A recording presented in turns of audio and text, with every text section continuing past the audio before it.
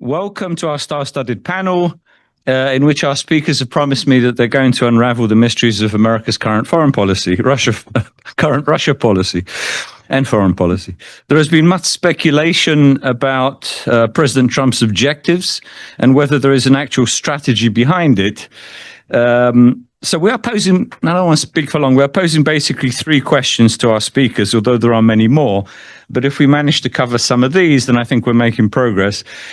First, is the Trump administration trying to restore better relations with Russia because of fears of nuclear war or so-called loose nukes within Russia?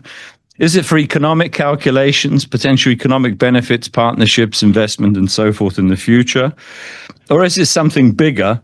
In other words, support for some sort of new spheres of influence in which Russia is allowed to exert greater sway over its immediate neighbors, including, of course, Ukraine.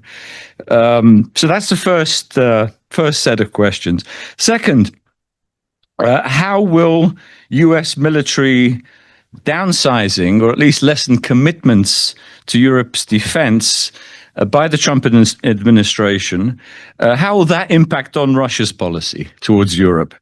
Will it tempt Moscow to test Article 5 or just under the radar with Article 5 to test NATO unity, to test America's response? That takes me to the third question, probably the most important. What recommendations would our panelists offer the U.S. administration? Whether they would listen or not, of course, is another matter. But what would you offer to the administration in dealing with an ambitious Russia that also faces some major internal convulsions? And I'll come back to that later one a little bit later. So we have four panelists. I'm not going to spend a lot of time. You know them all, but let me just announce them in order. E.M. Brzezinski, Atlantic Council. Ambassador Michael Carpenter, former ambassador to the OSCE. Robert Hamilton, Delphi Global Research Center, our partner in this conference. And of course, Ambassador Daniel Fried, former US ambassador to Poland, and just back from Poland as well. So let's start with the first question, actually, and I'll start with Ian. Does Trump have a Russia strategy, or just sort of short-term objectives?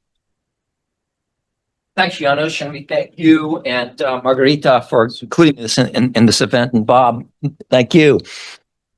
I'm not sure what Trump's strategy for Russia is. Not on? How's that? Yep. There we go. I mean, as an outsider looking in, it strikes me he's kind of most interested in the possible reset to achieve what previous administrations had naively pursued but not achieved. And you see that in his hesitancy to support Ukraine robustly. You see that in language coming from his officials about possible deals and partnership with Russia. To me, it's a troubling signal. I don't know what motivates it. Perhaps it could be what I think is a genuine fear of nuclear war. He's very visceral, very emotional when he talks about that. It could be he's trying to achieve something that his predecessors hasn't achieved. He may be mesmerized by quote unquote business deals, some of which may be useful to his family. And I think he actually believes business deals useful to his family, useful to the country. You see that on his family's engagement on perhaps reanimating Nord Stream, so that the United States and Russia can jointly supply energy to Europe, which to me is a crazy thought. And it may be kind of driven by a desire to be associated with strong leaders, particularly in the context of the fact that Trump doesn't really look at Europe as a region of strong leaders and strong nations. So that's what I think is driving Trump. But let me talk, give me one more minute. I think an important point is, when was the last time the United States actually had a Russia strategy? I don't mean to hit Mike, but did the Biden administration have a Russia strategy? I'm pretty convinced the Trump administration didn't have a Russia strategy. I'm pretty convinced the Obama administration didn't have a Russia strategy. The last time I can think that last time I've been exposed to a strategy towards that region was quite literally during the Cold War when I was working in the NSC in the Reagan administration, and we actually had a document that was the Soviet Union strategy. That's a real concern. Now, you may say maybe you don't want Trump to have a strategy because that makes him more effectively pursue his goals. But when you don't have a strategy, you're ceding to your adversary the initiative. You're reactive. You're inherently reactive. You're inherently on the defensive. And we have faced systemic, sustained, escalating aggression from Russia ever since 2008. It's geographically expanded in its scope. It's expanding in scope in terms of operations. Think invasion of Ukraine, invasion of Georgia. Think of assassination, sabotage, information warfare, assassination. The list goes on. And yet we don't have a strategy. And let me just close by saying, if you're going to have a strategy, what would be objectives that you would pursue in that strategy? And I would say there would be 4 that would define it. 1, defeat Russia and Ukraine. That's your first and most urgent objective of a coherent Russia strategy. Because if you don't, and by don't, I mean if you allow this war to progress, you're increasing the likelihood of wider war in Europe, and you're likely encouraging war elsewhere around the world. And you certainly, if you fail in that regard, won't have stability in Europe, and the United States will be less able to address challenges elsewhere around the world. So defeat Ukraine is 1. 2, deter Russia against our allies and our partners.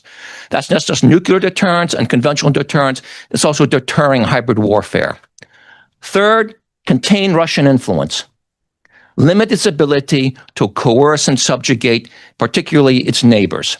Think of the non-NATO states of Europe, Central Asia, and even beyond. And then 4th is to diminish Russia's ability and will to pursue Putin's revanchist ambitions. So for me, it's defeat, deter, contain, degrade.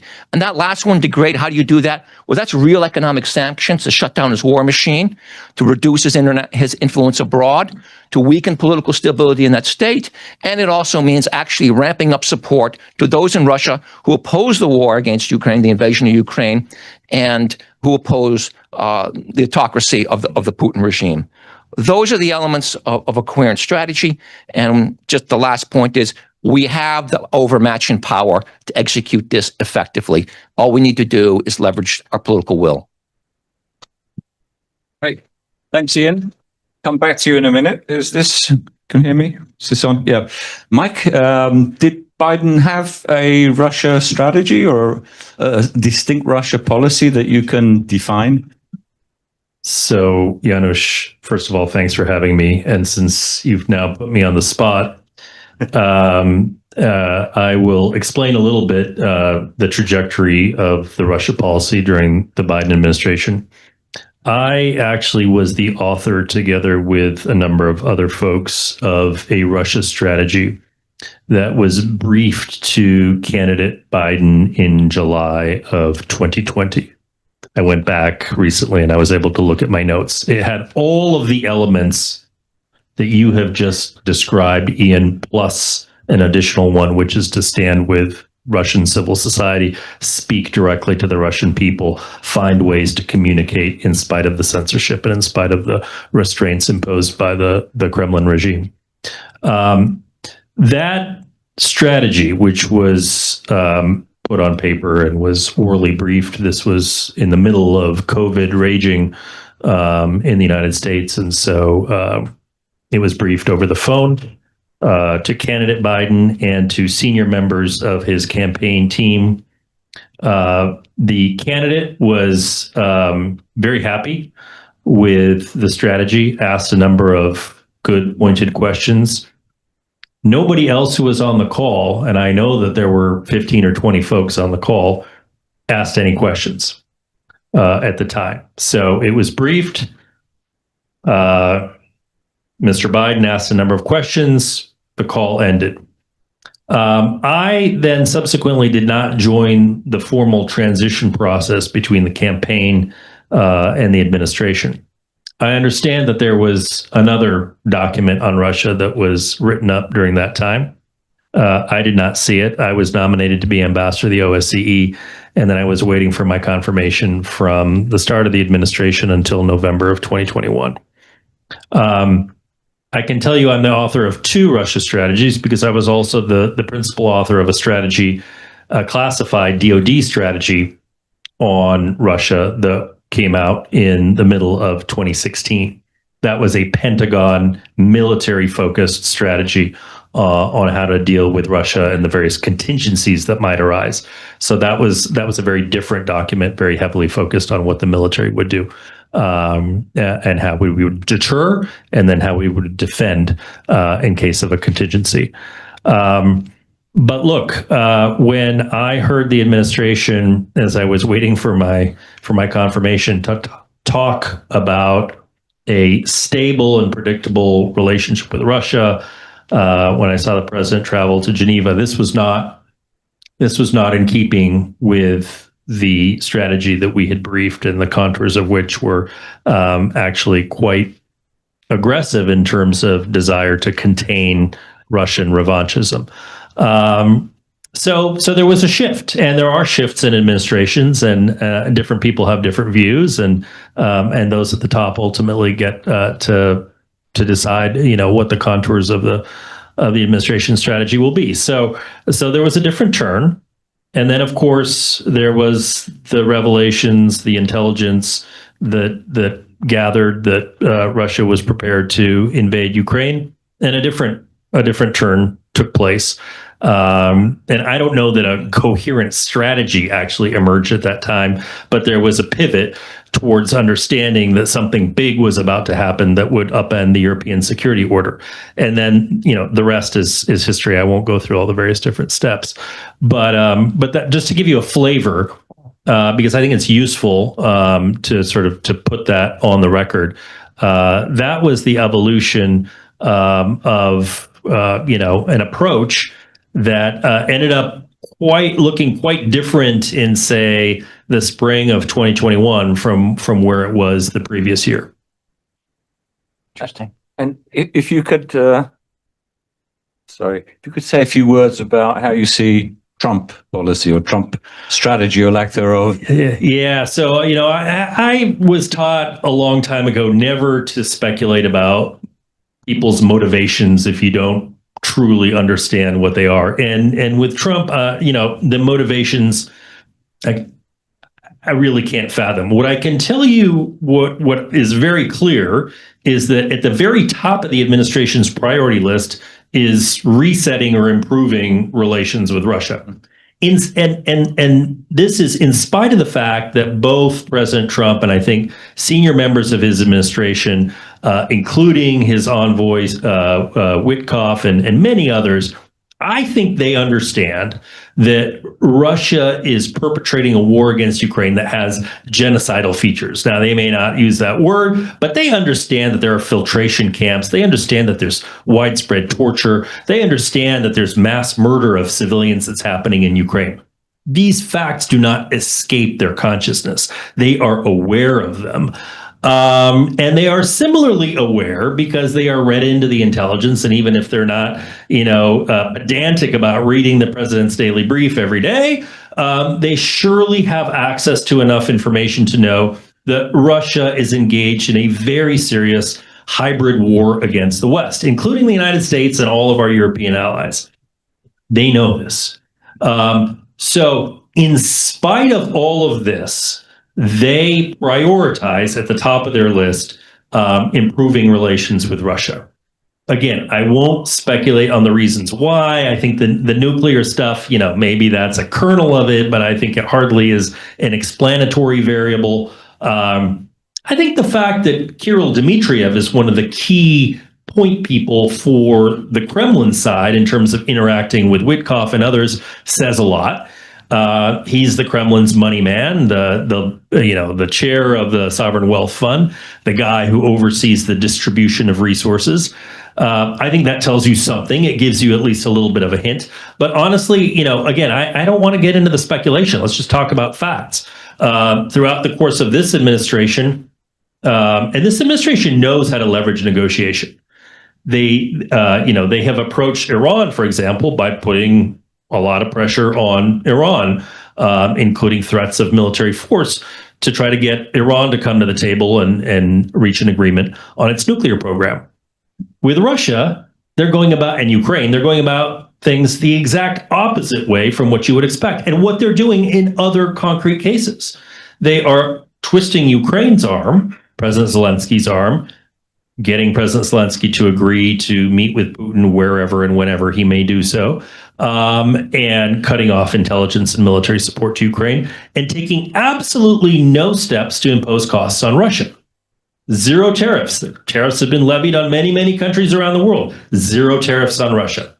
So I think that sort of tells you, the composite picture here tells you what you need to know about where this administration, where they stand on Russia, and what they're trying to effectuate. The motivations, I leave that to journalists and historians to determine, in coming months and years. Okay, thanks for that, Mike. Bob, what's your take? So on the Trump administration approach to Russia, I actually think it's a combination of the second and third factors that you mentioned in the question, sort of economic calculations and some sort of spheres of influence type mindset that Trump approaches the world with, combined with what I think, and we heard Luke say it in the last panel, is among some in the Trump administration an ideological affinity for Russia, frankly. The Russian worldview, it's sort of what the rhetoric that you hear coming out of the Kremlin and the rhetoric that you hear from the far right in the U.S. are extremely aligned. And so I think there are people in the Trump administration who actually think that we can partner with Russia, want to see Russia succeed. Now, I think both of these motivations, the economic and the spheres of influence one, are misguided. Russia is a small economy, smaller than Canada's. It's never been recently in the top 20 trade partners of the U.S. Canada has been in the top 3 as far back as we've measured this, at least since NAFTA in the 90s. Russia actually economically, in the only thing it does economically, it's a competitor to the U.S., right? It is a hydrocarbons exporter. The U.S. is the biggest hydrocarbons producer in the world now, 22 million barrels a day. The Russians produce about 11. So even in the one thing that the Russian economy is good at, it's a competitor to the U.S. There's not a natural economic partnership to be had there. In terms of the spheres of influence thing, I would just say that I do believe that that's part of the motivation. Again, I think it's misguided. Every great power concert is broken down into great power war eventually. We know this. And even the ones that we hold up as models, like the Congress of Vienna, 1814, and we talk about 100 years of peace. It wasn't 100 years of peace. Europe was very violent throughout the 19th century. So I do think those are the motivations, but I do think they're also misguided. In terms of I'll be a little provocative and say, I don't really think it matters if we have a Russia strategy or Russia policy. And that's because every administration comes in and they say, I'm going to fix a Russia relationship. In my adult lifetime, every single U.S. administration comes in and is going to fix the Russia problem or fix the relationship with Russia. And there's a reason why it's never fixed. My colleague Keir Giles, who's a great Russia analyst in the UK, has talked about the stages of U.S.-Russian relations being euphoria, pragmatism, disillusionment, crisis, reset, right? And if you think about that, we've gone through 3 of these at least since the end of the Cold War. And that's because the issues in the relationship are structural. It's not about, I don't think if you swap Putin out and Trump out tomorrow, that the relationship would change very much because they're structural. It's not about agency. It's not about who's president or who's in Russia or who's president here. I guess I would finish by saying, if we ever get around to crafting a durable Russia policy and strategy, it should be guided at least by 4 things that we habitually get wrong about Russia that I think any strategy should keep in mind. And I call these the 4 ways we underestimate Russia. We underestimate Russia's definition of its minimal security interests. We tend to approach Russia as if it's sort of like a bigger, angrier France, right? That has sort of normal security interests and a normal bar for its own security. It doesn't. Russia's definition of its minimal security interests is so expansive that if we were to try to meet it, it would fatally undermine the security of all of Russia's neighbors and all of our European partners. So that's one. We underestimate Russian threat perceptions, frankly. Pete Swack, who used to be our defense attaché in Moscow, talks about Russian threat perceptions as real, perceived, and contrived. Russia, like any country, has real threats, and it has more than most because it's big and it's in a difficult neighborhood and it's sparsely populated in its south and east. And so it's got threats. And then they have perceived and contrived threats. So, and I think this is where we sometimes get ourselves cross-threaded with Russia and do things that accidentally activate their threat perceptions, is we often label, they do make things up. Routinely, they make things up and they accuse us of doing things that threaten them when they know in many cases we're not doing these things, or that if we are, they're not threatening to Russia. But then there are perceived threats. There are things that we look at and we say, there's no way the Russians actually believe that fill in the blank, color revolutions, NATO enlargement, whatever, is a threat to them. And I think in many cases they do. And since we conflate perceived and contrived threats, I think we often do things, and I'm not saying it's our fault that the relationship degrades, but we do things that play into Russian threat perceptions. Third thing we underestimate is their tolerance for risk. And this runs from tactical engagements in Syria all the way up to cheating on strategic nuclear arms treaties. We don't understand, and I think we don't understand this because we see ourselves, and the Russians do as well, as in the superior position in the U.S.-Russia relationship. We're the stronger power. We have more allies. And the way you mitigate that power differential is the less powerful party becomes much more risk tolerant. And that's what they've done. And they continuously put us on the back foot by taking risks that we would not. And by sort of, you'll hear people say escalate to de-escalate, sort of trite, but it is, I think, a component of what we're seeing with Russia. And then the final thing is, and I think Americans that have not dealt with Russians a lot miss this, the cynicism. We just don't get the cynical way in which they view the world, the cynical motivations that they ascribe to state behavior. And every time we appeal to the United Nations, international law, human rights law, norms of behavior, I think many Russians think that we don't believe any of that stuff either. We're just doing it. We're using it as a bludgeon or as a tool against them. And every time, frankly, the U.S. goes outside of those institutions, when it's more convenient to do so, we play into that Russian narrative, that really incredibly cynical narrative about state behavior. So I think that whatever we do in terms of a Russia policy or strategy, we should have those four things in mind, sort of guiding it. And I'll stop there. Great points, Bob. And I would add at the end there, with the cynicism, an element of paranoia. In other words, that they're out to get us, but they're hiding behind democracy building, behind human rights, and so forth. Dan, over to you with one additional quick question, particularly as you're back from Poland. What is the interpretation, would you say, the Polish government of Trump's Russia policy and Ukraine policy? Well, I'm glad you asked me that because I wouldn't want to repeat what I've heard because I agree with almost all of it. Okay, so let's just focus. I've said all that, okay? The Poles were right about Russia. Not only the Poles, the Balts were also. They were right about Russia and the West Europeans were wrong. And then the Germans will now acknowledge it. Okay? And Poland has emerged as a first-rank, first-tier European country dealing with Europeans' great threat, which is Russia. And they've done so because they were right and because they have the intellectual capital. The Polish research and analytic institutions dealing with the East are, world's best. And the Polish military is now serious. Its land forces are very soon going to be bigger and stronger than the British and the German, and maybe even the British and the German combined, which tells you more about the deterioration of British and German land forces in Poland, but nevertheless, that's a fact. When I was in Poland last week, of course, they were dealing with the aftermath of the presidential election. The bad news is their politics is as divided as ours. Warring camps, mutual animosity, feuds. Polish politics is like a family feud. It goes, everybody knows everybody else, therefore it's all personal. However, Poland is luckier than the United States because there is, if you get through the noise, a strategic consensus on key issues. About Russia, not everybody, not parts of maybe the Konfederacja Party, but the governing coalition and the Law and Justice Party have a consensus about Russia, about support, strategic basis for support for Ukraine, support for NATO, defense spending, and relations with the United States. And that's a whole hell of a lot. That's a lot of consensus. So the question for Poland, if you're looking ahead, is can the new president and the current government, feuding political camps, work together on the areas where they actually agree?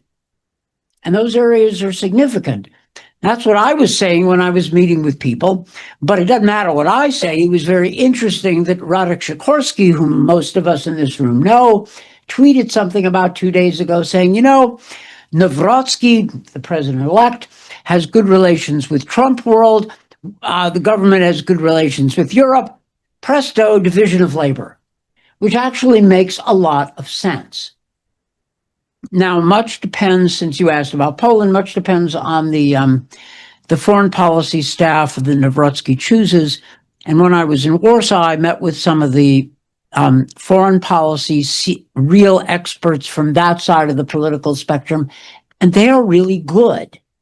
These are sharp, smart, shrewd people who are, you know, ready to walk in to A-grade jobs. They know the Americans, they know the Europeans. We'd be okay. That's all good news. The bad news is it doesn't help us with an aggressive Russia.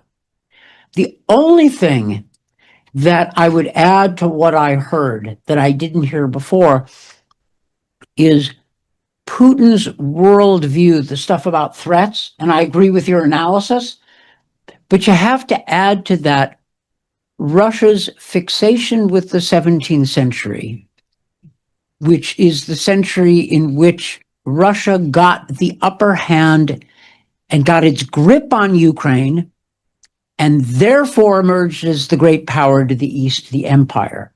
And you see where this is going. If Russia loses Ukraine, it goes back to its status before the mid-17th century, which is a nightmare. Oh my God, the Polish-Lithuanian Commonwealth, the Jesuits, they'll be back. And you think I'm kidding? Read Putin's statya. No, everybody's here has read it, right? I mean, that's what he's afraid of. Putin wants the empire back, Russia's empire, Stalin's empire, and by God, he will get it if he has to kill a lot of people. If he can, which goes to the next question. Does it matter who's in charge of Russia since they have these long-standing goals? And I would argue that it does.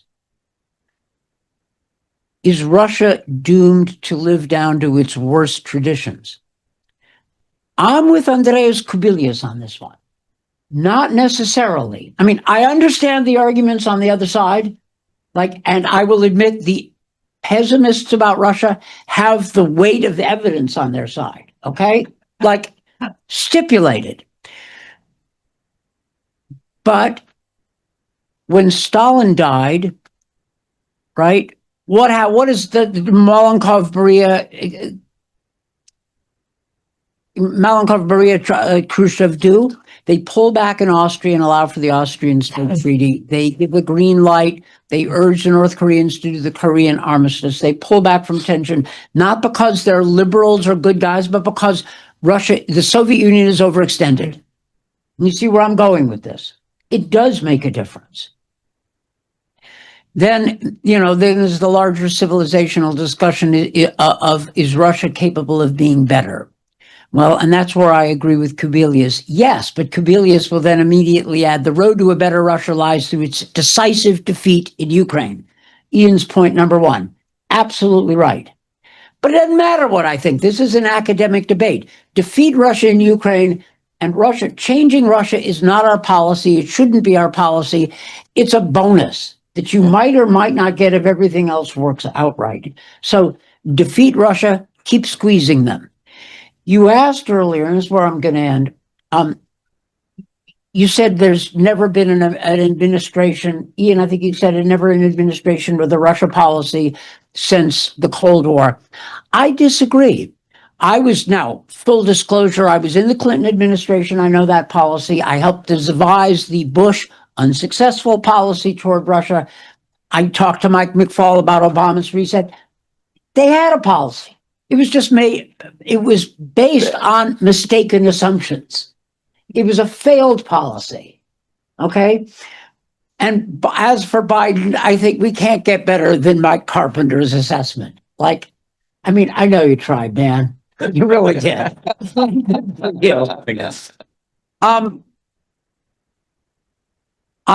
We are waiting. And as for Trump, I won't add to any of the questions and analysis. And I also thought Luke Coffey in the previous panel did a great job of kind of dissecting U.S. foreign policy. Trump's not the first American president to be tempted by spheres of influence deals with Moscow. And I'm not talking about FDR. I'm talking about Richard Nixon. Go back and read the basic principles of relations with the Soviet Union, and you're going to gag. There's nothing about human rights. There's nothing about Eastern Europe. It is basically a spheres of influence deal. We've divided up the world. Now we're going to relax tensions between the two of us. It was a damn good deal for Brezhnev. We should have taken it instead of, pocketing it and slicing us at the edges. But in that history, there may be some hope. If Trump is in fact repeating mistakes of past US presidents who thought themselves realists, like that reminds me of a teenager playing a board game, right? If he's repeating the past mistakes, it is possible that he will find himself on the path to a better realization. Now, that is an admittedly optimistic view about Trump. And I will admit I am in a minority among my friends. And I have never said that my pessimistic friends are wrong. They're probably right. But nevertheless, it is possible that the Trump administration will learn the hard way. And I just hope its learning curve doesn't involve the sacrifice of Ukraine, because that would put us in a much worse position.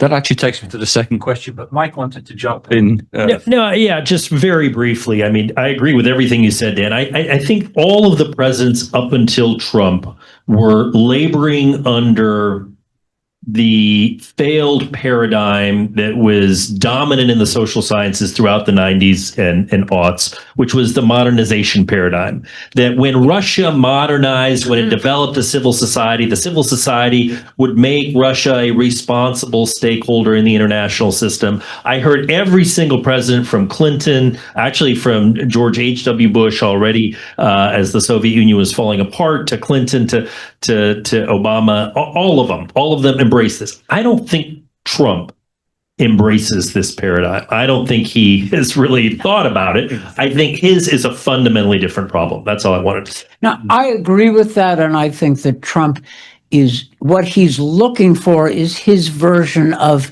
Nixon's basic principles, which is happily forgotten, but it is worth taking a look at. But yeah, and I heard that. Although, I watched successive administrations learn the hard way, right? Strobe Talbot had figured out Clinton by 2000. Had figured out Putin by 2000. Didn't like him. Bush had figured out that Putin was not his guy, not his friend, earlier than people realized. And Condi gave a speech after the Georgian War where you were probably there, where she acknowledged, yeah, we messed that up. And Obama after 2014, although, he only got it half right. But there's hope. Yeah. Dan, Mike, if I could just jump in very quickly, I would add one other thing, misconceptions about Russia, this intergenerational transformation. In other words, the new generation's going to come in, it's going to change Russia, we don't have to do very much. Yeah. That added to what you were saying, sort of paralyzes in many respects our policy. Let me go on to the second question, follow up actually to what Dan was saying, whether Trump will get a short, sharp shock at some point. If indeed Russia is tempted as a result of perceived weakness of Trump's policy vis-a-vis European NATO, to stage some sort of provocation, some attack on NATO territory, some, I don't know, little blue men or little green men, some kind of, let's say, something that may not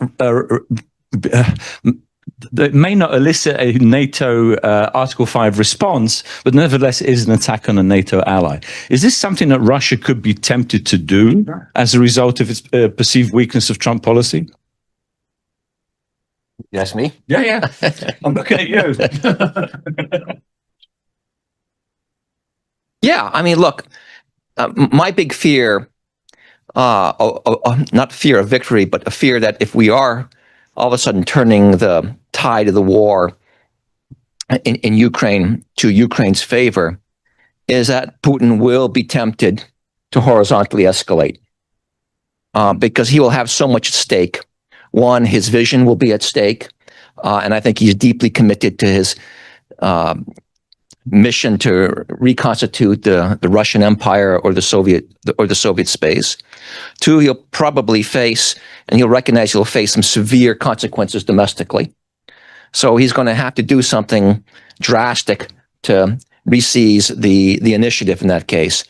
And I think horizontal escalation, be it in the high north, even against the Baltic states, would be something he would be tempted to do, in part because allies on both sides of the Atlantic are not demonstrating the resolve, the political will, the readiness to fight that is the underpinning of deterrence. And that has been a sustained weakness in the U.S. approach. And when we fail on that approach, it tends to metastasize among our allies. So I am worried that Putin could be tempted by that, particularly if we were able to turn the tide in Ukraine.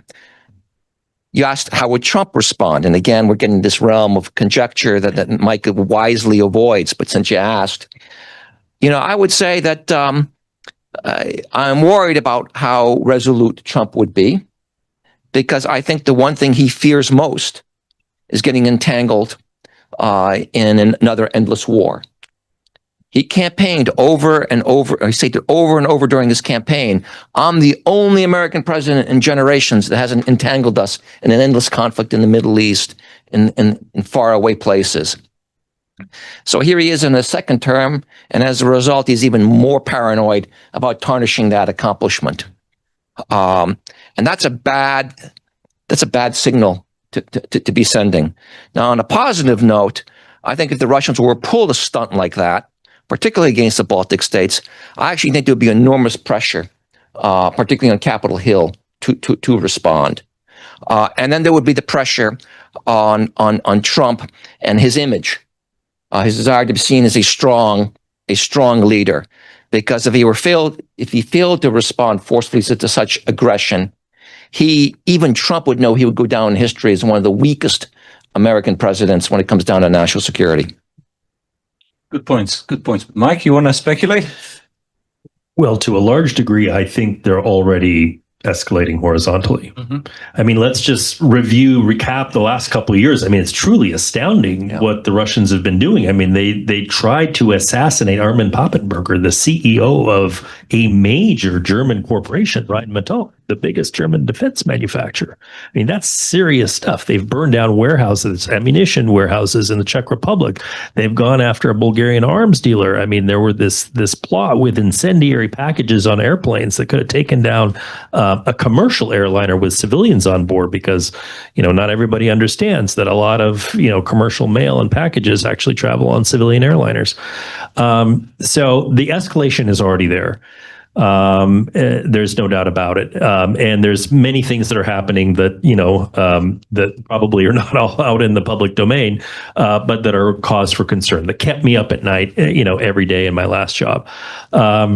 If you're talking about conventional operations against a NATO ally, I think they still fear NATO as a conventional military alliance. I think that's unlikely.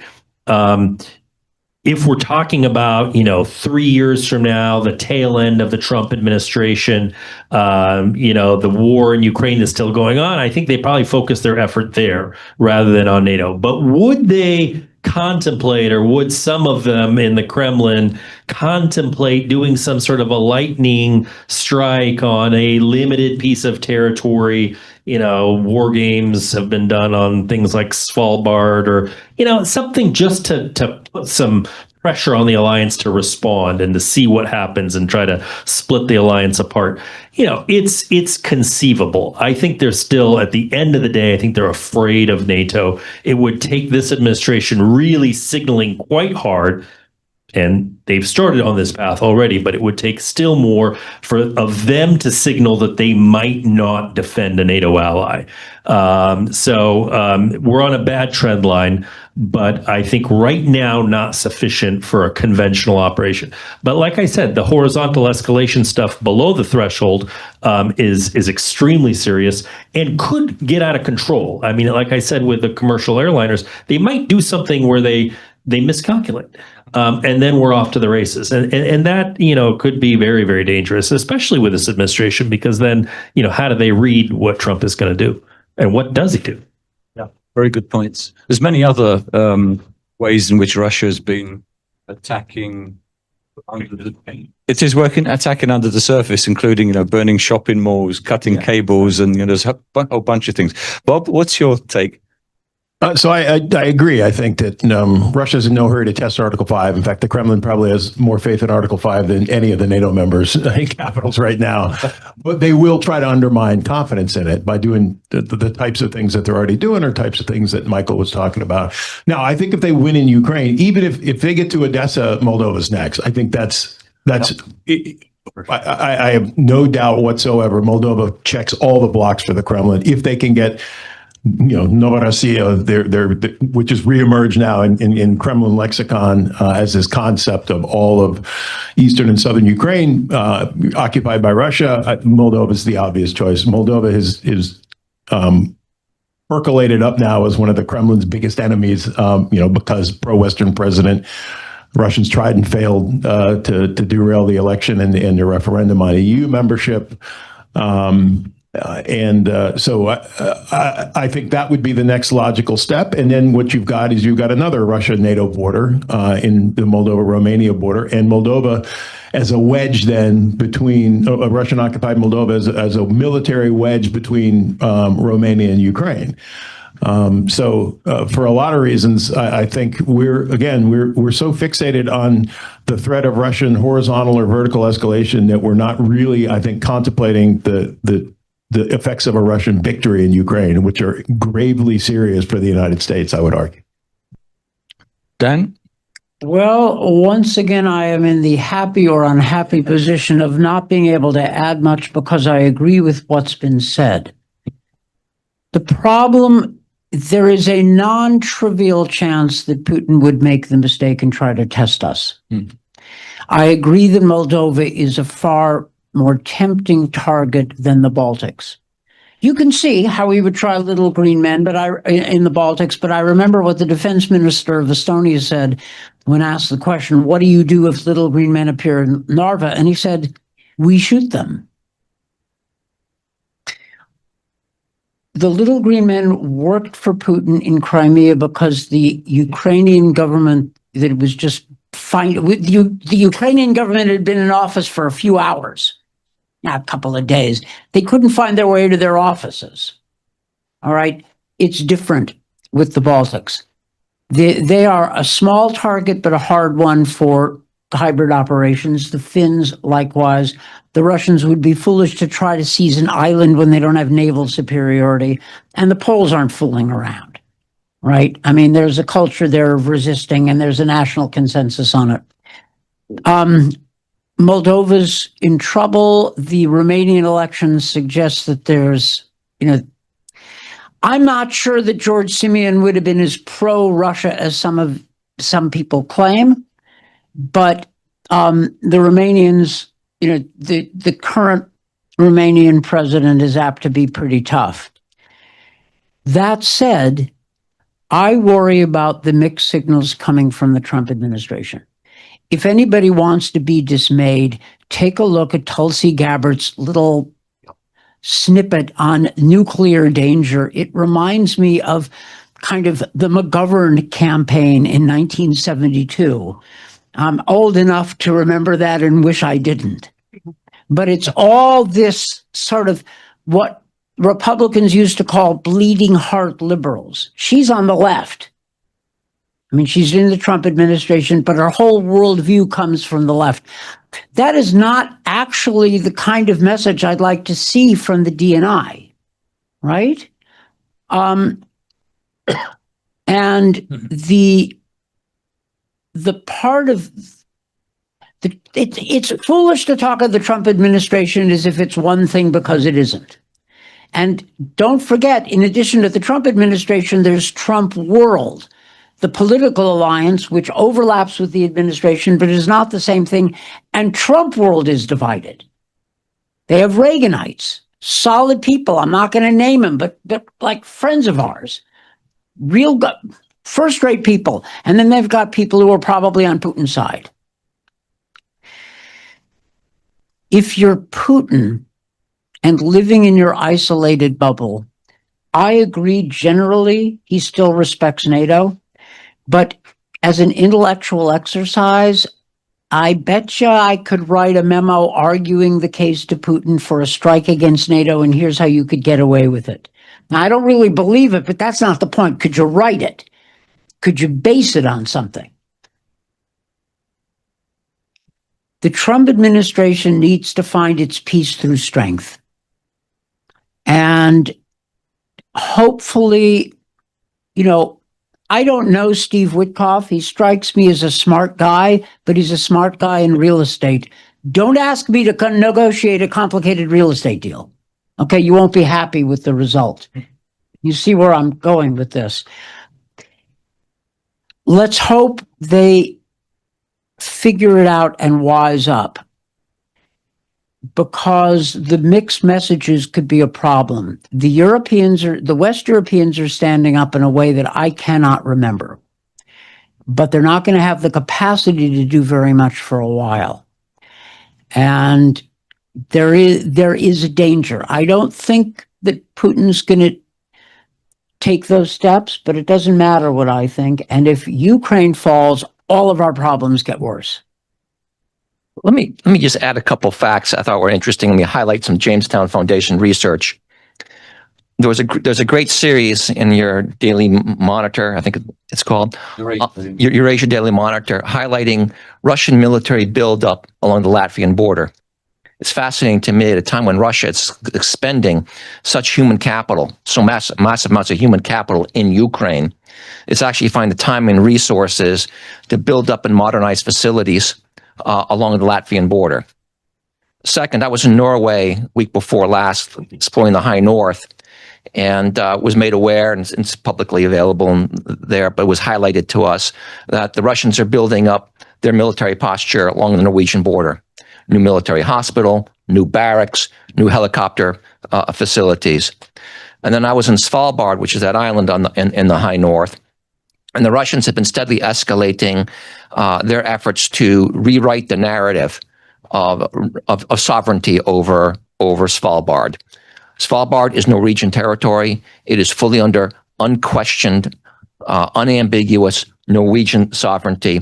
Yet Russia is steadily pushing this vision, this idea that it's an actually international island. And to give you a sense of the character over there, when I was driving around in a boat, I asked the guide to kind of go into Barentsburg. That's the inlet where the Russian coal mine is.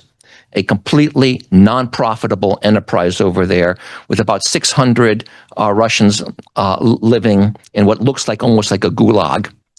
And I was stunned to learn that the uniforms they wear were recently upgraded to be Soviet-era coal mining uniforms.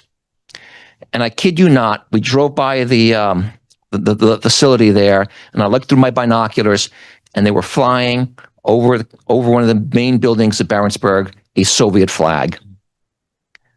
And that basically says it all about what they're doing in that area. And to me, those kind of infrastructure investments, those kind of softening activities are Putin creating for himself options down the pike that we ought to be aware of. Presumably a vodka distillery as well. I'm going to cut out the third question because we have to finish at actually in 10 minutes. So I'm going to open up to questions from the floor. I'll take a few of them. Please introduce yourselves and try and make it brief. Ilya? Thank you, Ilya Ponomarev. If I may ask a pretty naive question, maybe for Mike or Zen, who wants to pick it up. You know what? I saw a lot of papers on Russia in the US government. There was even one where I personally contributed to. But what shocked me in everything is that this paper was very static. So Russia was kind of static evil or lesser evil, which the US needs to deal with. And that led to rhetorics like containment, deterrence, or vice versa engagement. But nevertheless, it was static. For me, the strategy starts from SWOT analysis and then possible scenarios, and then different steps to facilitate development of the desired scenarios and decrease the likelihood of undesired scenarios.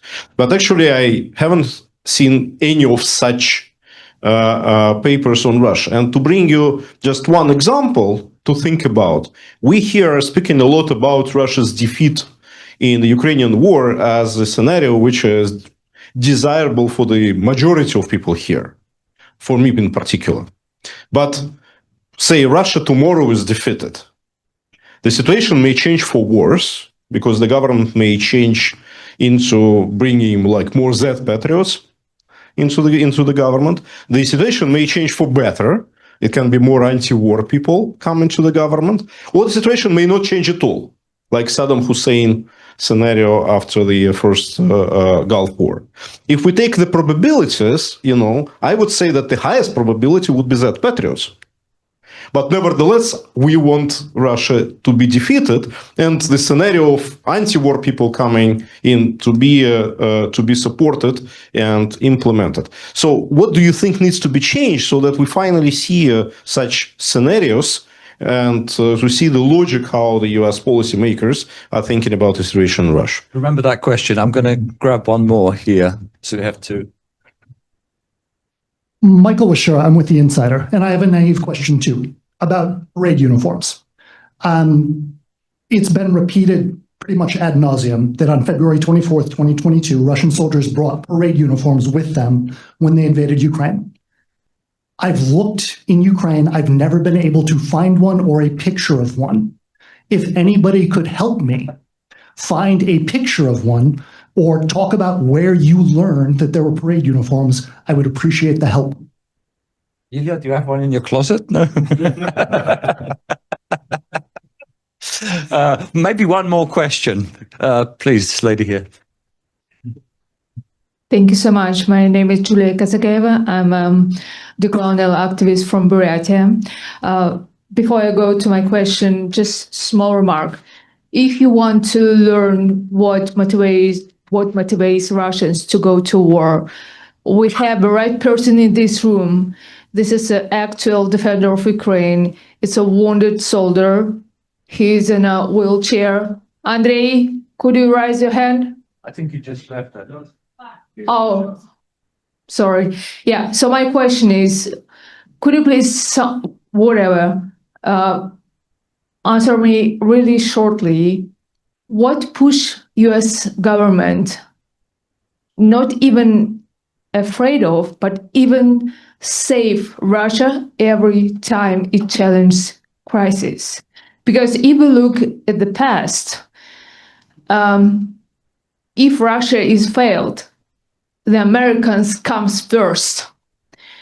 They were first who recognized communist Russia, and they were first who promoted Russia to the United Nations. And even now, I know that agencies related to U.S. government invest a lot of money to prevent nationalism in Russia.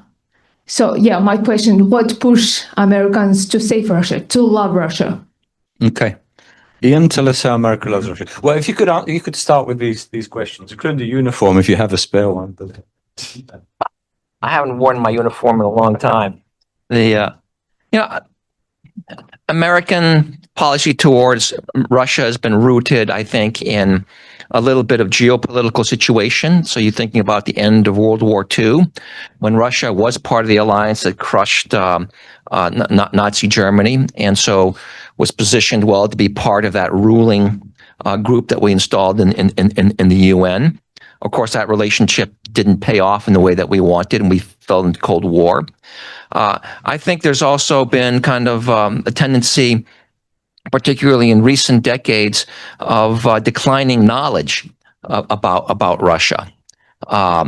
We're less aware. Our expertise has evaporated. It all was shifted over towards counterterrorism in the Middle East, and then now increasingly focused on China.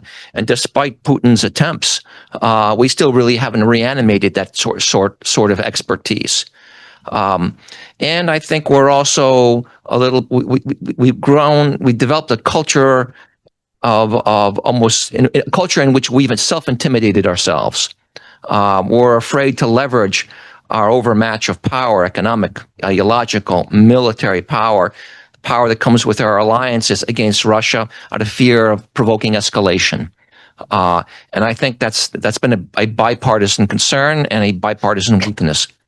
But, there are signs that there's more robust debate now about what we need to do with Russia. I'm actually impressed by the sentiments I see on Capitol Hill, not necessarily all voiced, but they are there calling for a more robust posture against Putin. Sadly, unfortunately, it's not being actualized because we have a president who seems more interested in that potential reset than really establishing a just peace on behalf of Ukraine. thanks, Ian. Mike? So, to your question, I think, Ilya, there's, you could do sort of a decision tree and try and look at all the various different scenarios.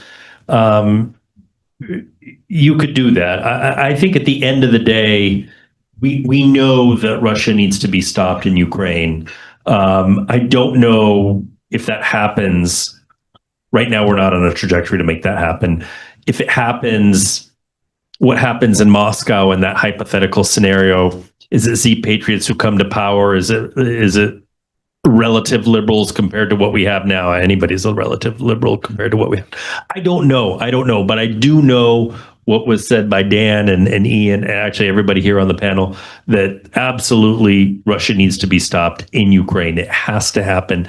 And we have the tools to do it. I think a lot of the political attractiveness of Trump to a lot of people is that he's willing to throw his weight around a little bit more than previous presidents. That he's not the 800-pound gorilla in the room that's afraid to project, its power and lift its finger and actually do something. The problem is with the execution on everything, not just on Russia, on everything, is that it's backwards and doesn't produce the desired result. But there is a case to be made. We have the tools. We have the economic measures to be able to restrict Russia's economy to a degree where they are really hurting. We always mitigate and we always provide carve-outs. When we did SWIFT, which was supposedly the nuclear option, we had so many carve-outs for different types of Russian banks, different types of transactions. What we need is just full blocking sanctions on all Russian banks. Very simple. These sorts of measures could be implemented tomorrow. Similarly, we have the tools to be able to give Ukraine the weapons it needs to be able to push back. We always metered out in the last administration the capabilities such that Ukraine was always at a disadvantage. When Russia was bringing, the newest cruise and ballistic missiles and fourth generation aircraft and everything else that it could bring to bear on the battlefield, Ukraine was always a few steps behind because we hadn't given that high-end capability. If we just were to do that, the pathway, it's so obvious, it's so clear, it's available to us, it's an option.